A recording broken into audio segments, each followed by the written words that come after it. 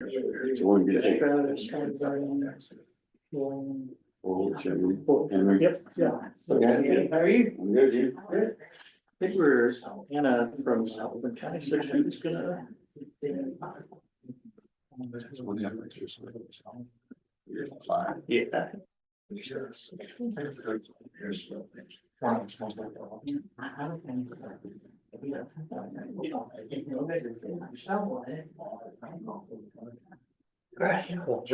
Ready when you. This is really. Yeah.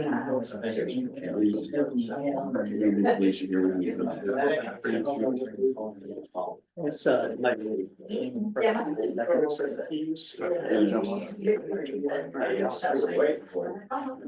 What about yours? Y'all did. He's got another day all night. Oh, building Facebook or email said, oh, Denise is fighting, hopefully in the office phone for her, and I forgot.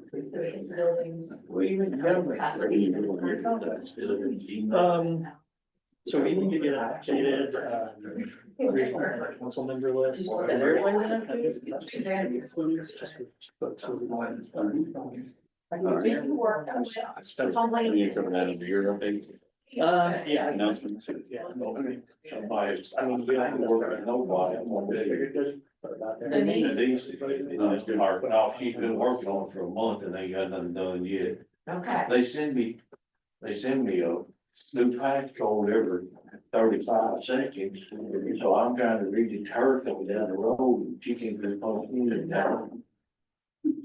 Because they're not loading all that, so I just wanna make sure y'all are getting We ain't, but I need to talk to you. that cut, okay? All right, it's a few minutes after 11. We're gonna go ahead and get the meeting started. This is the January 14th, 2025 Regional Planning Council meeting for KIPDA. Welcome everybody and Happy New Year. First item of business on our agenda is a call of order. Not call of order. Councilman, a roll call. I'll ask Ms. Rachel Miller to do roll call. Honorable Jerry Summers, Mr. Charlie Spalding, Mr. Keith Griffey. Here. Honorable Scott Bates. Here. Honorable Jason Stanley, Here. Mr. Mike Ray, Here. Mr. Brian Davis, Mr. Tony Parrott, Mr. Mike King, Honorable David Vogel, Mr. Ryan Fisher, Ms. Anna Barge, Honorable Dan Ison, Mr. Ryan Lidke, Here. Mr. Lawrence Blackaby, Honorable Scott Travis, Ms. Julie Sweezy, Honorable John Ogburn, Here. Did you hear me, Rachel? Thank you, Rachel. We have a quorum. We have enough counties represented here. So we can move forward. Our next item will be the minutes from the October 8th council meeting. You should have received those in your meeting invite packet. And if there's any questions or changes, please let us know. Otherwise, we'll entertain a motion for approval of those minutes. Ryan, one thing, on Henry County's, comment where it says Lucas Road, the improved the safety, maybe we could change it to Lucas Road and McCown Road, because Lucas Road turns left, McCown Road turns right, just to make it a little bit more specific. Okay, yeah, sure. Is that McCown? How do you spell McCoun.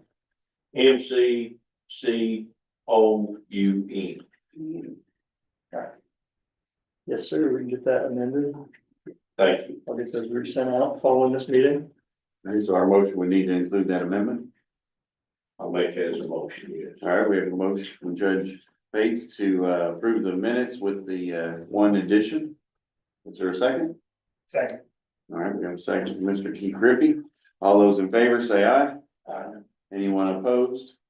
Hearing none, the motion passes. Thank you, guys. and ladies. All right, KIPDA updates.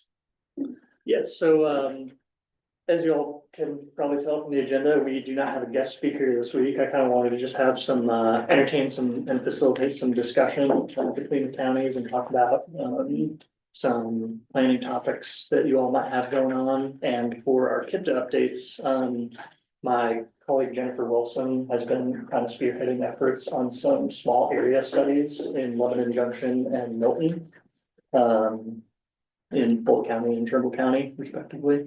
So I kind of want to just maybe run through those a little bit, and Jennifer can kind of talk about some of the benefits that some small area studies like this can bring to your communities in case it's something that anybody wants to consider doing in the future. So Jennifer, I can pull these up. Thanks for gonna have a look at these. And let me share my screen here for folks on Zoom.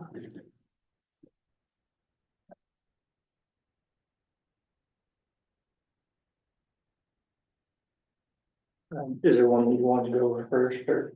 So these are just examples of, and I think the origin of this is that we were approached to look into the possibility of this grant or that grant. There's been, a lot of new grant opportunities lately. And so the first one we did was for Lebanon Junction. So these are just some very informal and brief studies. We just start with the desktop and windshield review of the smaller community. And also, we base these on our familiarity with local news and discussions with the local officials. And we get basic census data from the census or FEMA or KYTC.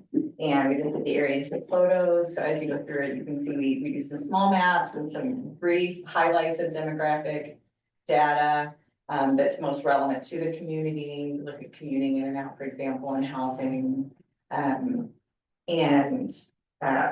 So then when we've collected the data and talked to people, we prepare a brief snapshot of the community with the demographic information and some community features. Here's a map of, this one is of Milton, and we highlight a lot of the community features of Milton. Yeah, this is LJ. Yeah, that's, No, that's Sergeant, I love Junction. And then we go on and we identify some, what we've gleaned from the news and for discussions are some of the big opportunities or challenges coming up for that community. And then we wind up with, in the end, with some recommendations for things for the community to pursue. Here's, there at the end, there's some strategies to pursue. And the benefits of this are three mainly. So of course, it helps all of us in the CED division stay familiar with our local communities and their plans and any challenges that they're facing. It helps us to search for relevant grant funding to meet these needs. And also when we're preparing a grant application, we can refer to these studies. It shows prior planning efforts, which strengthens the application.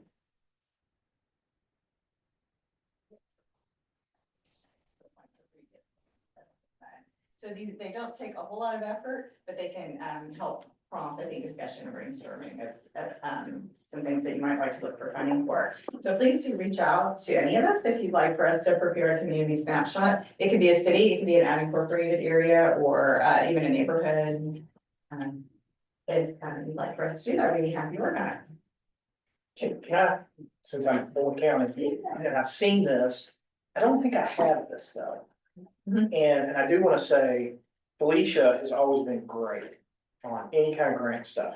Send that to you. Did you send it to me? I knew I'd seen it. Where it is, I have no idea. So you might need to send it to me. Okay, Cause I have like 10 jobs, so. I know. But I want to, at one, when I saw this is really good stuff. And I know we're trying to get some grant, I don't even know what it is, like I said, I've got too many jobs and I'm getting too old. This had started because Keith had reached out and said, Lebanon Junction, we need something.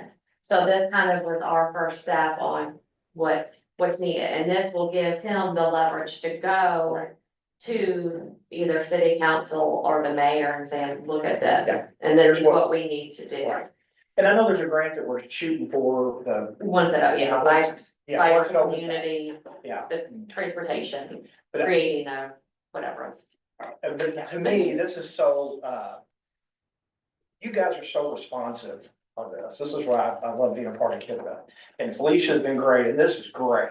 This is, what you've done with this is so good. So I just want to compliment you all on. I mean, just, hey, I need help. And then from that, I mean, I didn't do anything except I need help. And then you all created this. So that's pretty amazing. So I just want to compliment you all on that. We're trying to make these very brief and really, not long and technical like plans often are, but really, really brief and accessible to any reader.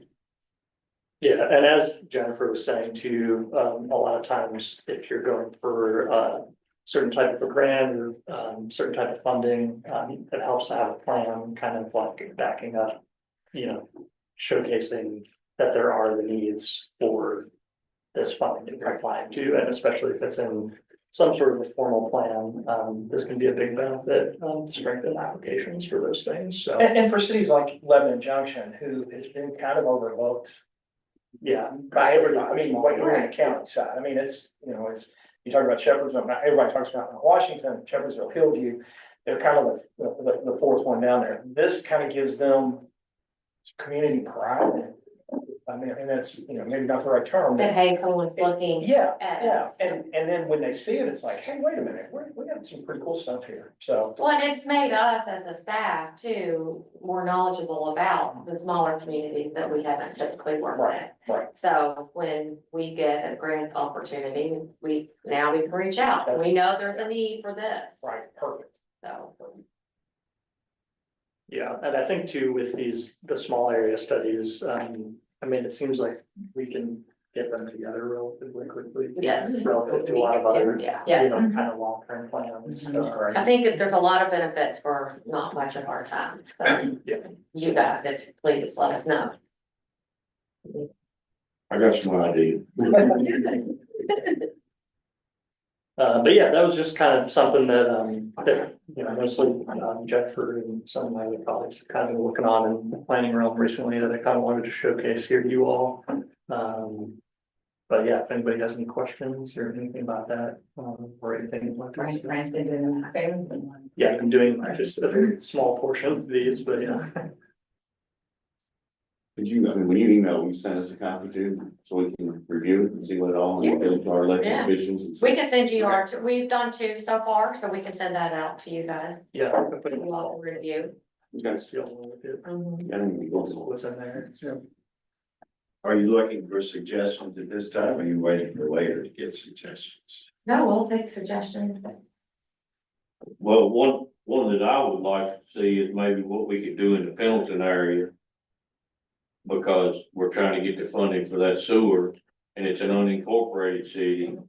So there's so many issues with trying to get anything together over there. So I just wonder if maybe there's some way we could work something out to kind of help. I'm going to Washington in March, and I'm hoping to talk with our senator and is kind of trying to lay a little groundwork, but I think this kind of thing would maybe even help with those. Yes, if you need something. And I thought like I'd try to that, get some kind of a resolution from our fiscal court saying that we needed before I go.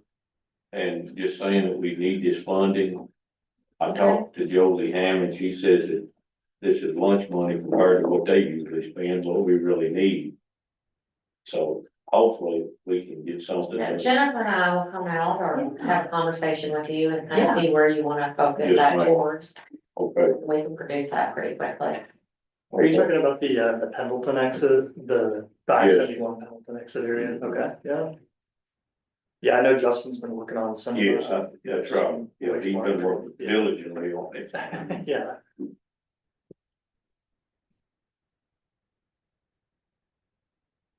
Are we good on that? A couple things. Planning commission training, we will not have, like we did last year in 2024, the full day. We'll do that. We usually typically do it every 2 years. So, that's what the planning commission's requirements are, but if you are in need of any hours for, I keep on looking at you all because you're the only ones here. Sorry. If any of your commissioners or board of adjustment members are in need, reach out to me. There's always free webinars that I get emails about, articles that they can read to actually get that, those hours that are needed. We've got some new ones coming on, so. And with the new ones, they have to have so many hours within the first 6 months or something. I think, is it 6 months or End of the year, I believe, 60 days. 60 days, you're right. Leading Yeah. up to 120 days or that's It's, something like this. they have to have so many hours completed. I think it's 60 days, I think you're right. So reach out to me and I can find something for them. No problem. And then we'll have the full day in 2026 again. Next year. And then the council members in the regional planning council, we have 2 vacancies. One is Trimble County and one is Spencer County. So judges, if you all have anyone that you would like to appoint or your planning commission would like to appoint to the regional planning council, reach out to me or Ryan and we can get all the information that's needed. But I think Henry County, you're good, Bullitt County, you're good, and Shelby County, you are good. Unless you want to make changes. Felicia? This is Judge Ogburn. Do you want somebody that, is off of planning and zoning or board of adjustments? Would that be a better fit? Usually it is, okay, so how it's made up is the judge has 2 appointments to this planning commission. Usually it's someone in the planning and zoning, your administrator, and then someone that deals with roads. And then the planning commission either appoints a member or their planning administrator or director. So and the county judge as well is also a part of that. Usually the county judge elects to be a part of it and then gets someone in the road department, and then the planning commission appoints their director. But you all can, however you see fit. Okay. Cause I know you are here and then we have Mayor Robinson. I don't know if that, you have the authority to put who you want on here. Okay. And we had Diana Arnold, I believe, before. Yeah, she was on here before. So just let us know how to proceed and we'll go Okay. from there. Okay, thank you. And then, yeah, I guess one other thing to note, for funding things, Felicia had recently asked me to look into opportunities for hazard mitigation and flood mitigation assistance.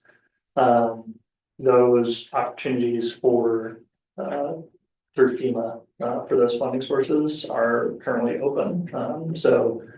I know Judge Travis in Spencer County, been talking to Brittany Vito a little bit about maybe putting an application together for an upgrade to your all's tornado siren system up there. But yeah, we're open to other ideas as well. If anybody, wants to go for any of that funding and needs some assistance on getting an application in, so. Just kind of wanted to put that out there as well. And I'll throw 2 more out there. So the Land and Water Conservation Fund and the Recreational Trails Program this year will open in March instead of January. I think they're running a little bit behind because of a backlog of awards. So whenever that opens, we can reach out and let our communities know, but just so that's on your radar. And then community development block grants will open April 1st. So if you have ideas for that, we can get the ball rolling for those 2. And then I was hoping Louisville Metro would have been here today to talk about this Floyd's Fork Salt River Basin study, that they are not. So at the Regional Water Council last quarter, it was presented, what Brian Davis had presented to you all, and then Strand presented. And it did not sound like they were really interested on taking that route of doing a study again. They felt, I think it was more going to be updates to the zoning regulations. Is kind of is that kind of how y'all, Yeah, that was. your take on it? Yeah, that was my understanding as well. I can get kind of a more detailed recap from Justin. But yeah, I think they were more interested in, because the ordinance that Louisville Metro had created was mostly related to zoning ordinances and changes for things like impervious surfaces or buffer zones to the waterway. And I know there had been some interest from some of their partners, from some interest groups like Friends of Floyd's Fork about potentially pulling together some kind of update to wastewater development for wastewater systems as well to reduce like effluents into those waterways. But yeah, like Felicia said, it sounded like we were more interested in just sort of updating the zoning. Yes.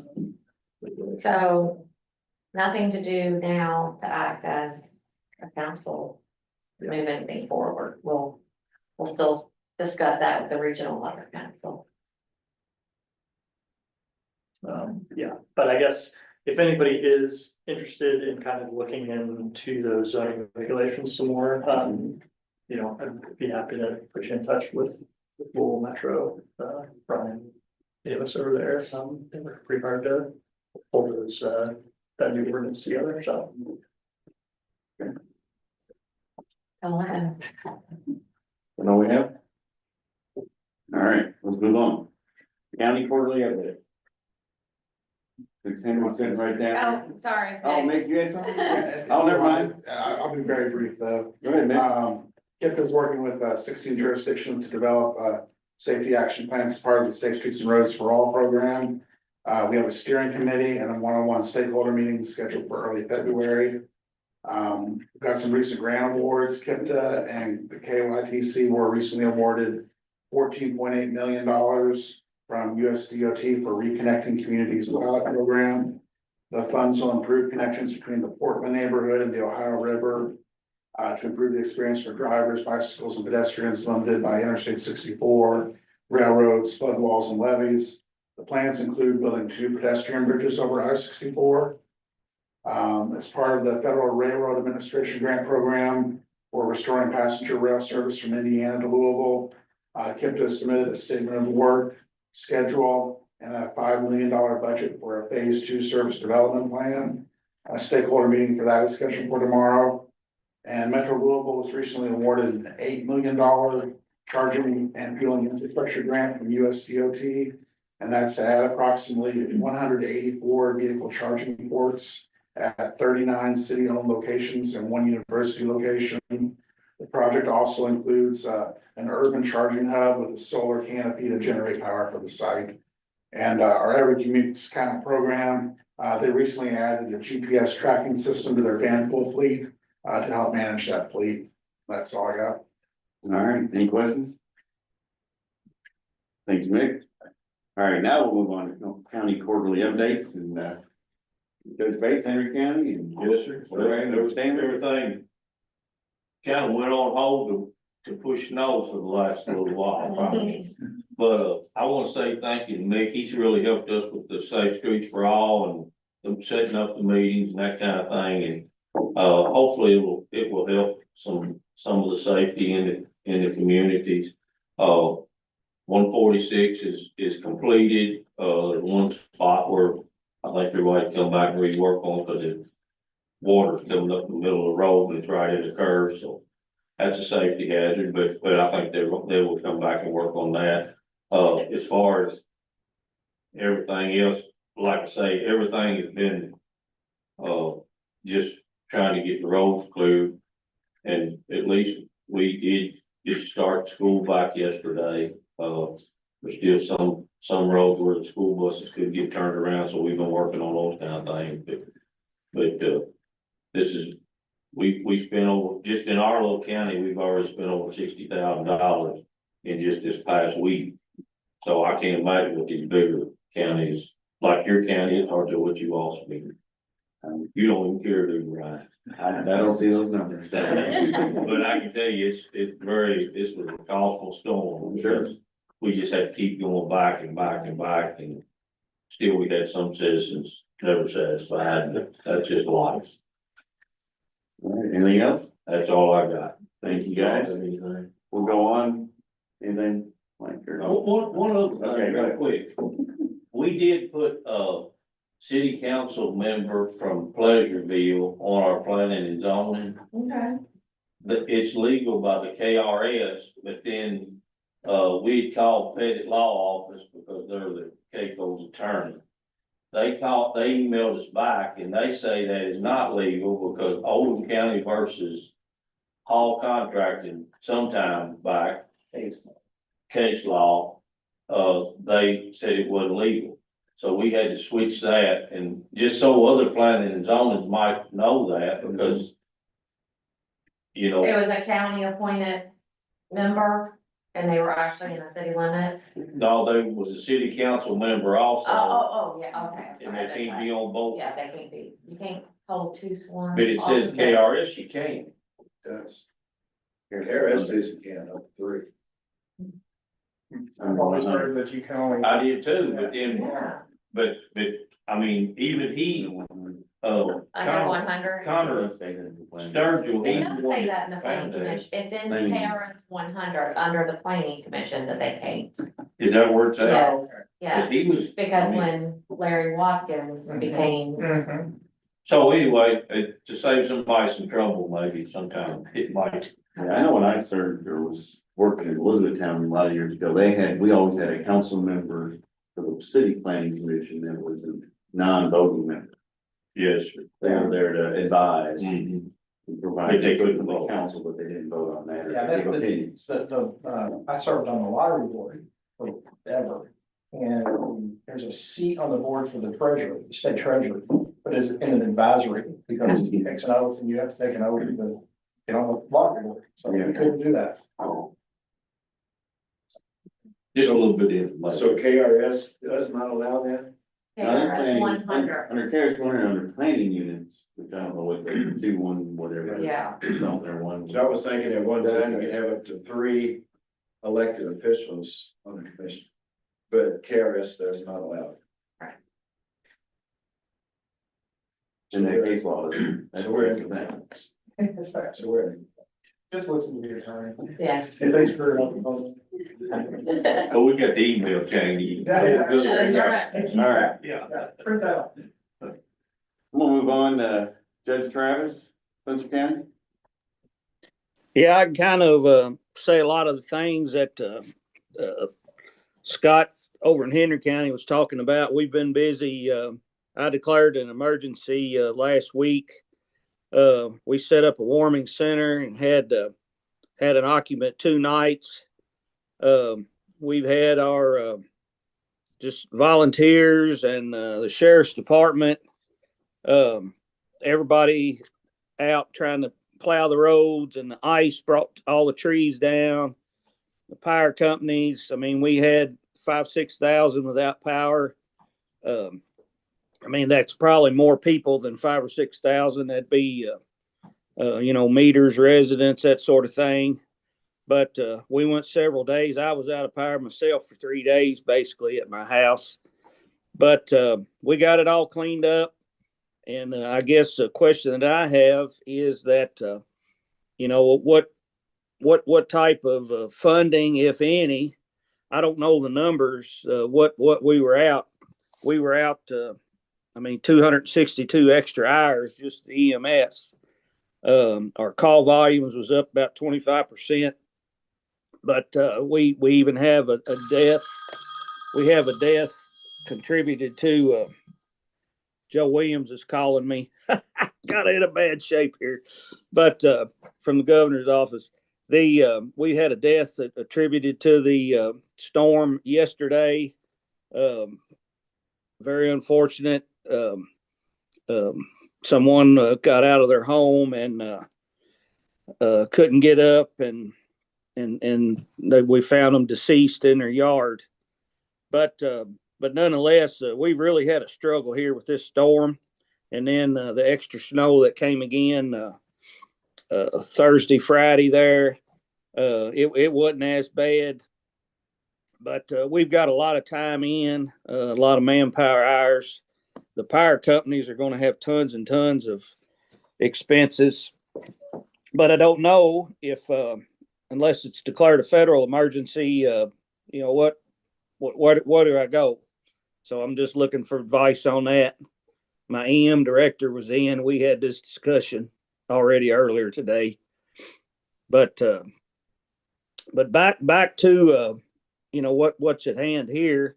I like the presentation that you had there from Lebanon Junction, and we have just economically. I know I'm jumping all around on the map here, but it's a lot happening at once. Highway 155 out here is still just overran with traffic, but yet we're opening up. We have distillery regulations now. We're open for business. Anyone wants to come to Spencer County and start a brewery, winery, distillery. If you want to build some storage facilities, we have that. A year ago, we didn't. So we're trying to open up. Any assistance y'all can give on that, where I'm all ears. But just it's a lot happening at once. I'm not really landing, I guess, on anything in particular, but I guess I need to know about the federal declaration if that's necessary. And then I am interested in if you want to do one of those type maps for Spencer County. Jennifer and Felicia, if they'd like to do that, we would welcome it. Sure. We'll be in touch on that. All right. Thank you. What about the emergency declaration? I mean, my EM director, I know they'll find out what we can and can't do. We're keeping up with the costs. I mean, just those hours at EMS is going to add several thousands and thousands, and the road department, I'm sure they've got more hours even than that. So putting up power lines, it's no telling what all that cost. But since, go ahead. Oh, sorry, I didn't mean to cut you off there. I can speak to a little bit to some of the potential like hazard mitigation funding. So you're correct in that there has to be a declared emergency at the federal level for that funding to open up. However, it doesn't necessarily that doesn't mean we can't create like a project profile for something. So if there's something that you want to do with hazard mitigation funds or flood mitigation assistance funds, there's a portal where we can get all the details of a potential project and sort of create a profile for it, and it's just kind of archived in there. And what that does is it'll just sort of stay there until that funding does open up. And then that really speeds up the process for if you want to push that project through when that funding does become available. It's already kind of in there. We can go back in and update a few things if it's old. I believe that's actually kind of how that your tornado siren project that I was referring to earlier. There was a project in that system. And we can go back in and edit that or just create a new one. It's way out of date, but yeah, all that is to say, if there's things that you'd like to use like hazard mitigation funding for, we can kind of go ahead and set that up on the front end. And then, it is a little bit of a waiting game to see, if there is a declaration that'll open up the funding to you. But that doesn't mean we kind of can't like get it set up on the front end and be ready if something did become available. Yeah, does that make sense? Yeah, it does. Yeah, I'm eager for advice from you guys, so I appreciate that. I know you all are always the best resource. So thank you. Yeah, sure. Yeah, and we can help you get set up. If I'm sure your EM director maybe has access to that portal. It's called Champs. So if that's something you all want to create profiles in there for something, or if you want us to help out that, or if you just need help getting somebody set up in there and getting access to it. We've got contacts with KYEM that can help out with that. So. Okay. All right. I appreciate it. Thank you. Yeah, sure. All right, thank you. Move on to Trimble County, Judge Ogburn. Yeah, same thing. We've been, pushing snow and trying to clear roads. Finally, schools went back today. And, Scott, good luck getting any money from the government. That's all I can tell you about that, because we didn't get any from the tornado damage we had. So hopefully the cost will add up to where they can file a federal declaration and maybe we can get something. But, our road crews have done a fantastic job, both the state and the county guys, and we've had citizens out helping clean snow and driveways. And it's times like this that, make you proud to live in the county you do. So I'd like to thank the group at KIPDA down there for all the assistance that you guys give us daily. I know we've got a lot of projects going on, so I just thank you all for that. And that's we've got some things going and coming here in Trimble County. So just anxious to see some grants get approved, and I think it'll push our county in a different direction. So thank you all for all you do for us. You. All right, thank you, Judge. Move on to Bullitt County. Mr. Griffey? Yeah, like everybody else, the snow kind of put a damper on a lot of stuff, but, we've moved on from that. Looks like we're out of the woods a little bit. As far as the overall planning going, our comprehensive plan, we're gonna present that, the training, we're going through that, how to present that this week. I think it's Thursday. And again, you guys have been a big part of that, and we appreciate that. The biggest issue for us that has been resolved is the gas issue. That we've been, I think everybody probably, or most people know about this. For the last few years, there was a gas line that was proposed. Burnham Forest fought it. They took it to court. They lost in court. They appealed it. They lost again. They appealed it again. They lost again. I think it was their last time. They've lost every time on it. So the Army Corps of Engineers has given the okay. They started the planning to open up where, well, actually it's stymied things that could be built in Bullitt County for the last, it seems like forever. It's been 4 years, 4 years, where we didn't have capacity for some things. So that's been taken care of. That's gonna help a lot on 245, the projects that we have there. We're working on some issues with sewer capacity in the north end because of all the growth we've got there. The hospital is expanding already. We've got the Brown Cancer Center going there, so we have to have it for that. We also just recently got an egg processing plant that's moving to Bullitt County. And so we're making sure we've got that. Our economic development person has retired, and I'm kind of the go-between now on that as well.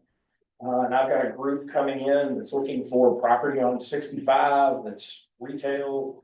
Won't tell me what it is, but they said everybody wants it. So, but it's got to be on 65. So I'm meeting with those folks tomorrow. It's nice to know that if they need gas, we're going to be able to get it. It's probably going to be a couple of years. I mean, it's going to take a little while to get that, but at least we know we have it. So that's been the big news. All right, thank you. Have y'all heard anything about Bucky's? I've talked about it. I've been trying to get them. No, I read something on a national level, I can't remember it, saying that there will be a Bucky's on 71 between Louisville and Cincinnati very soon. Or Campbell Park's a sooner than perfect later. place for them, but I can't get them to respond to us. The only thing I can tell you all is it was a call from a realtor. These people are flying in. They have to be they have to have access. They have to be seen from 65, have access, and they need How many acres? 30 acres. Okay. I said, we're not putting where they want to go. I said, we've got an overlay, tourism overlay. If you're looking for a warehouse, we're not doing it. You need to go somewhere else. He said, not that. I said, is it retail? They said, yes. I said, we're not doing a truck stop, not a truck stop. I said, okay. Travis Center. That's it. Well, That's well, right. it's not a joke.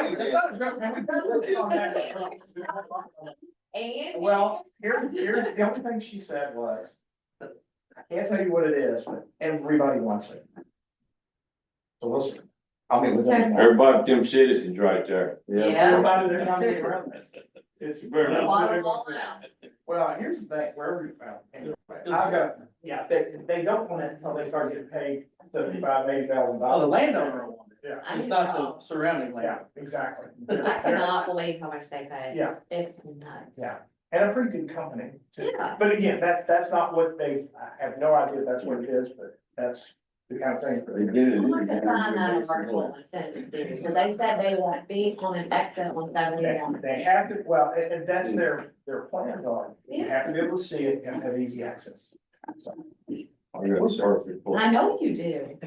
I've sent them letters and everything. Oh, they're hard, you know, I did.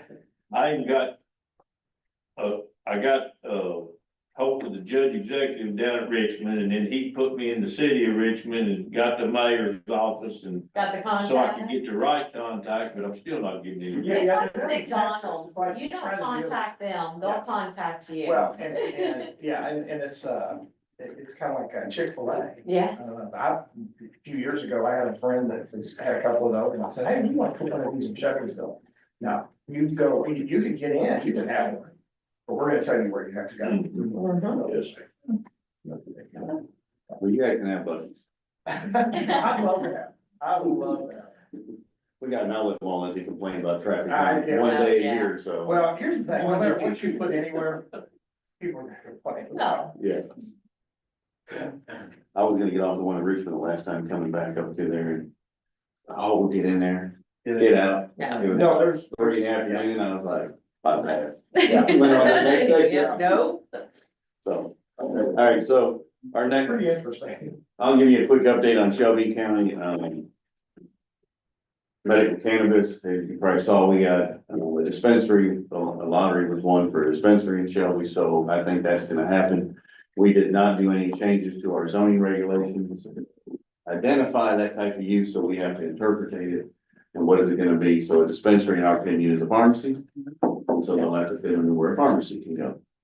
It's the only thing we can do unless we want to update our regs now and for future ones. Talked to Judge Ison, he's going to earmark or budget $100,000 so we can update or prepare our own new comprehensive plan for the county part outside of the city limits. So we're gonna be looking at that for this upcoming budget in July. Hopefully he'll get that in there. And then short-term rentals, the city of Shelbyville's been hot and heavy on those. We added some terminology and definitions about owner occupied, non-owner occupied, what type of use it is within certain residential zones, whether it's a conditional use or a permitted use. And from that, it got a lot of attention from some of the residents in our historic areas where we're getting a lot of short-term rentals. And so the city now is going in and drafting some ordinances that they're going under the business licensing and registration and things of that nature. They're gonna add some language on how many you can have within so many, spacing on, there has to be spacing. We're getting a couple areas that within probably a 150-foot radius. In the historic area, we have 5. And so I can understand those residents complaining that now their neighborhood's changing. It's no longer Right. people living there, you have transient people in every day. And so it's a big deal. So they're working on that. Since we put that in, non-owner occupied in residential zones, we're getting a lot of conditional use permit applications now. So our next agenda, coming agendas are gonna have multiple on there that people are wanting to have the non-owner occupied. And it's funny, a lot of them being purchased for people out of California. These properties, and then they're wanting to do short-term rentals. Yeah. And so they're gonna have a rude awakening if they don't get approved. That's, you saying that, Ryan, that's what the national problem is the people not from their state, like Utah started where they got the first right of refusal. on any property being sold even, because they said around Salt Lake City, it's all just people from out of state buying them and then they just keep going downhill and then they end up with a planning and zoning problem because the junk and all that, but because they talked about that in NAPO conference in Tampa this time. So it's something that's, being addressed in Shelbyville. So Simpsonville with their zoning update, they put in, some restrictions on them, not a whole lot. Again, types of, whether it's a non-owner or owner, then it's conditional use or permitted use. But I think that's just a trend I'm here to see as your communities grow and become tourist hotspots, especially with the Bourbon Trail.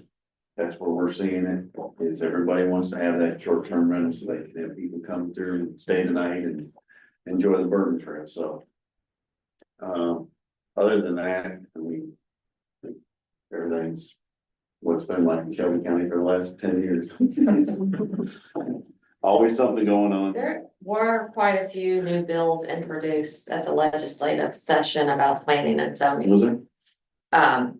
Of course, they probably won't go anywhere, but there was quite a few in it regarding housing and letting single family or multi-family housing allowed anywhere single families. You'll have to, there was quite a few of them. You'll have to update on that. It's, So who's pushing that, like Jefferson County? No, it was two were from Jefferson County. And then there was, I'll have to read them again. I can say it. No, I can't remember who the rep was. I'll do a summary and send it out to y'all. I don't think it's anything that's gonna go anywhere to worry about. Give legislative updates. I know. We're not getting them No, I haven't been on the board for yet. a long time. Well, I think we did during the budget, I know we did during the budget session, but I don't know, this is a short session. We'll get them at the Yeah. board meeting. Yeah. But But I don't know that Kentucky there's, chapter of the American Planning Association Yeah. used to have to keep us updated, but I haven't got anything. Anything that would deal with KRS 100, they would definitely get us, or anything with building codes and whatnot. So we haven't seen much on that lately. Have you been attending the building code meetings with, I don't, you know, our building department, oh, that's true. I've got 3 different buildings. And this, you all have a inspector now, right? yes, Through there. The Kentucky Housing and Building is trying to update their building code to the newest edition. Cause they're still 2018. right? Yes, and that actually has eliminated a lot of the HUD funding because they're so far behind. So I guess they're being pushed to update it. Most of the meetings have been virtual. You can also go as well, but Mr. Bozeman's there giving his opinion on some of it, but the last one I attended, they were kind of going chapter by chapter, so I haven't heard anything of when it's supposed to be done, but just to let y'all know that's out there somewhere soon. Okay. Thank you. Brian, I've got one question. Yes, go ahead. You've got an open house tomorrow on a warehouse in Shelby County. Is that a site, is that a spec building? An open house. Well, this is the industrial foundation. Okay. The industrial foundation has an open house that is on the Midland Industrial Drive. Okay, so Do it's. you know if that's a spec site or is that Yeah, Yeah, it's but- remodeled, yeah. This is the old, Lacosa plant then? it Yeah, it's doesn't the old, say- it's on the corner of, Freedom's Way and Midland Industrial Drive. It was the old Lacosa plant. Lacosa, was gonna shut it down a few years ago. And they were moving down to Tennessee, Knoxville area, somewhere down there. When they went to move their equipment, they couldn't fit in the building they had down there, so they had to stay here. So then they went down there and did some changes and got it to where they could move the equipment, and now they vacated it, and we have a local, family, the LaCroix, who purchased that property, and right next door to it, they have a site that they've already built about 300,000 square foot spec warehouse, and they have two more they can build next door to that. And I guess they've got it. They're trying to get somebody in there. So it They is went in and a spec remodeled it and site. It is a updated it. spec site. It was a rehab project. They went in and, Reuse. So that's the whole code. it's old Coast plant, yeah. So they went in and did a lot of work to it, upgraded it. I mean, everything, outside drainage, the grounds, parking lot, everything, they repaved, they did everything. So it's a new modern building that's, their site that looks good. Right across from that 5-star that was built. So Okay. hopefully we'll get somebody in there, not about it. You know, we're planning zoning over there. What's that? You were planning zoning over there? I was just curious as That's a to big how building that for works. Jason. I was just curious how that came about, if it was Yeah. a spec building or what. You know, every warehouse that you've seen out there at exit 32. 1 million square foot, 500,000 square foot, 300 and some thousand, that gray development built down behind them. The building, I said that LaCroix's built in Shelby County, all of them have been spec. And so, And they're all full. there's not a single person operating out of any of them. They are in the process now. So the 1 million square foot has a company called Canadian Solar that's purchased it and is gonna go in there and build those big battery pack things. The 500,000 square foot has been purchased by Ford Motor Company for some almost $44 million, that site. They're going in and adding a huge addition on that building for their process. They'll do molding, aluminum stamping, molding for Ford Motor Company out of that facility. And then Gray Development's building is still vacant, but they have a build to suit that's gonna take place next to it on their other building. And so that's a good sign. The LaCroix's, I don't know if anybody on that one yet. But 1 square foot is sitting there vacant, but it's on. Exactly. But the good thing is, I mean, it's there, it's ready when somebody wants it. Which is usually not the case. Usually they come in and they say, we want to be in by the end of 25, and we look at them and say, are you crazy? Yeah. It'd take you almost that long to get plans approved and get you started on grounds. So. Well, at least we got some square footage there for people to occupy. All right, thank you. Yeah, KIPDA announcements, is there any announcements that we have? I don't have any announcements. I do have one Anybody little else? thing for. You got one more business. thing? I have Okay. one little thing for other. business. Go ahead. All right, we'll move on to other business. Let's go. So for, this coming, I kind of like to just check in with everybody at the beginning of the year, for potential guest speakers, for RPC meetings for the rest of the year. So, you know, I kind of take the lead on finding guest speakers a lot of the time, but I like to get your all's feedback if there's any sort of like areas within the planning realm that anybody would like to learn some more about, or any sort of like ideas that anybody has. I could send this out in a follow-up as well, if nobody kind of can think of anything off the top, but yeah, just like to kind of get some input from you all, if there's any specific things that you'd like to see, or any specialists you'd like to hear from in that particular area. So don't need any feedback right this minute if nobody has anything right now, but just something to keep in mind, and you know, feel free to get in touch with me if anybody has anything they want to hear about. Not hearing anything. Please send that out and we'll get you some feedback. There's some things I know that will come to mind. All right, any other business that needs to come forth? All right, hearing none, we are required to open up for a public comment period, so at this time, we'll open this meeting up for a public comment. If you have any public comment, please state your name and who you're with. Nobody's coming forward, so we'll close the public comment period. At that point, we're at the end of our agenda, so we're ready to entertain a motion for adjournment. So I'll make a motion. Second. We have a motion and we have a second. All in favor, say aye. Aye. Hearing none, we're adjourned. Thank you all for attending today, and we look forward to hearing from you at the next meeting. Great, great.